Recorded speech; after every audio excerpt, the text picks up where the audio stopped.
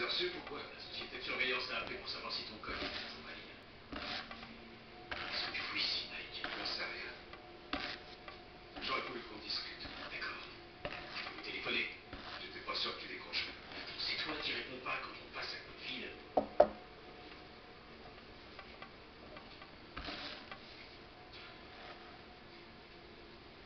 Écoute, ton meilleur ami me manque. Ton quoi? Ton meilleur ami? En fait, je me demande si on était vraiment amis tous les deux. Dis-moi ça. Je te demande seulement pardon pour tout ce qui s'est passé. Je te jure que j'ai jamais vu. Pourquoi? Foutre ma vie en l'air. Je voudrais seulement arranger les choses. Tu voudrais arranger les choses? Mais comment? Un pansement et c'est fini? Non. Il y a des choses qu'on ne peut pas arranger. J'aurais jamais dû venir à la journée. Je suis vraiment désolé, Mike. Je te jure. Alors, dis-moi ce que je peux faire. Comment est-ce que je peux me faire pardonner? Facile. Colle-toi une balle dans la tête.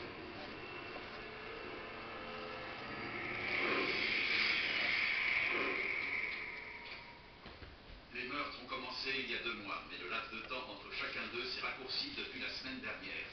Pourquoi? Si notre homme a bien subi une perte, c'est peut-être quelqu'un qui a été renvoyé à l'époque et qui commence à avoir du mal à payer ses factures. Ou un divorcé qui se bat pour la garde de ses enfants.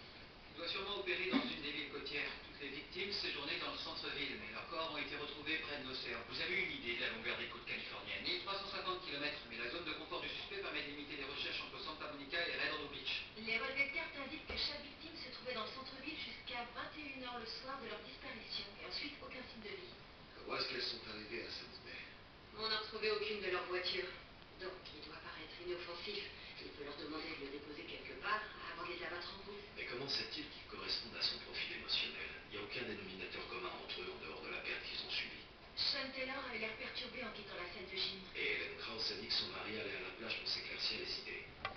Peut-être qu'ils faisaient tous ça.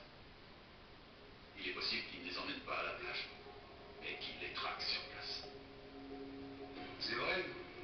T'en arrives à un point où tu peux même plus te regarder dans le miroir. Tu crois que tout est un fou. On dit qu'il faut aller de l'avant quand on n'est pas forcément capable. Et franchement, c'est pas une façon de vivre. C'est sûr qu'il y a la solution facile. Mais personne va en arriver là. On a des responsabilités.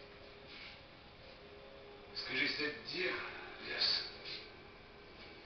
c'est que je te comprends. Je te suis. Et il n'y a aucune raison que tu continues à souffrir. Et tu laissais pas partir. Non, je peux pas venir avec la souffrir. Je te sens plus, je vous promets que je me sens beaucoup mieux maintenant. Tu sais combien de fois j'ai dit exactement la même chose. Je vous jure, c'est la vérité. Non, la seule vérité. Ah, au secours, j'en supplie. Il n'y a personne dans ce monde.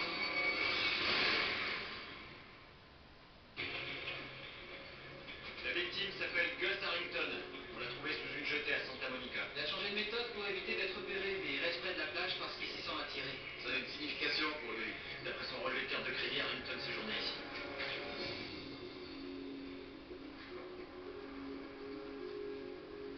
On dirait qu'il noyait son chagrin. Il a d'abord vidé le minibar. Il n'a pas pu conduire jusqu'à la plage dans un tel état. Non, sa voiture est toujours dans le parking. On dirait qu'il était sous quand il s'est habillé. Une personne saoule est bien plus facile à maîtriser. Où serait-il allé après? Il s'est retrouvé à sec. Il est sûrement allé se ravitailler. On recherche un homme blanc, la trentaine ou la quarantaine, qui s'attaque aux hommes émotionnellement perturbés. Les relevés téléphoniques des victimes indiquent qu'elles n'ont eu aucun appel et aucun rendez-vous le soir de leur disparition. Notre homme choisit sa cible, lie connaissance avec elle et la tue en l'espace d'une seule soirée, ce qui veut dire qu'il semble ordinaire, plutôt inoffensif et d'un abord facile. Puisqu'il est capable de pousser ses victimes à lui confier des détails de leur vie personnelle, on pense qu'il parvient à installer un climat de confiance avec ces personnes.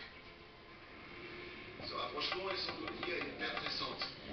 Ils disent des hommes d'affaires qui ont du mal à ressortir la tête de l'eau.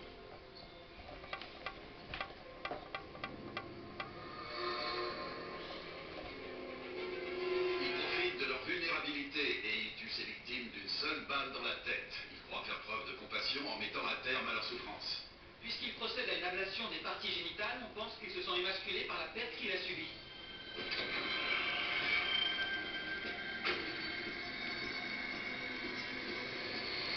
La plupart des victimes viennent d'autres villes ou viennent de s'installer, donc on cherche une personne habilitée à conseiller les professionnels en déplacement. Notre homme doit avoir de bonnes connaissances en matière de mécanique, ou il doit avoir au moins les moyens de désactiver le GPS d'une voiture. Qu'est-ce que tu viens faire ici? J'ai besoin d'une raison. C'est moi qui ai payé cette maison. Pourquoi t'es allé voir Hunter au lycée hier? Il te l'a dit. Évidemment qu'il me l'a dit. J'avais envie de le voir, rien de plus. Tu connais la décision du Tu juge? parles du droit de visite encadré. Je suis son père. Arrête de le suivre, ça mènera à rien. Hunter a peur de toi. Il dit qu'il te reconnaît plus. Mike, je me demande pourquoi. On pense que sa zone de confort se limite à la région de South Bay. On va entamer les recherches par là, mais il est très important de ne pas présenter une trop forte présence policière. Quoi ça? Il fait tout son possible pour protéger son identité. Sûrement parce qu'il a quelque chose à perdre. S'il sent qu'on est sur sa trace, il changera certainement de secteur et continuera à tuer. Ce sera tout.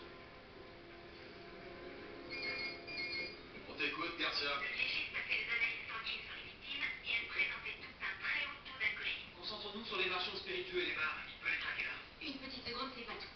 Dans mon souci obsessionnel du détail, j'ai découvert une anomalie. Et par anomalie, je veux dire rien du tout. Explique-nous. La piste passe en mode congélation. Le zéro absolu. Aucune des victimes n'a acheté d'alcool le soir de leur disparition. Je suis policière, donc j'ai vérifié si elles ont tiré de l'argent au distributeur. Zéro, nada. Pas un copec débranché pour de l'alcool. Où est-ce qu'elles en ont trouvé alors? C'est du beau travail. Notre homme ne connaissait ses victimes que depuis quelques heures. Comment les a-t-elle convaincus d'accepter qu'il leur paye à boire? Crois-moi, les gens ne posent pas de questions quand on leur paye un verre. Ils disent merci et en commandent un autre. Il accoste peut-être ses proies dans la rue et les invite chez lui pour une petite fête privée. Mais comment peut-il être sûr